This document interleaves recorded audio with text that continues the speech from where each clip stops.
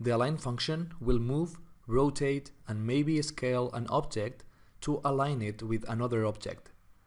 Essentially, the align tool will make a line of a selected geometry to match another line of a different piece of geometry. First, I click on the align icon, and then I have to select the geometry that will be affected with delineation. I can right-click to confirm the selection. Now I have to indicate which points of a line of this geometry will match the points of the line of the other geometry.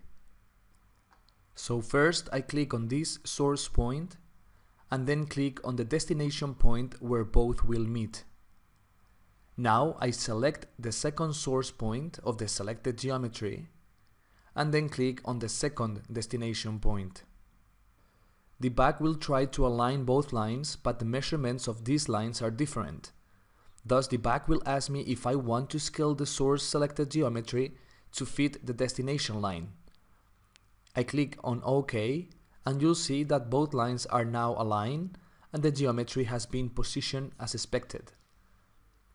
If I undo, repeat the process, but this time I say no to scale the geometry, Dibac will use the first source point to meet the destination point and will rotate and move the object to be aligned with the line, but will not change its size.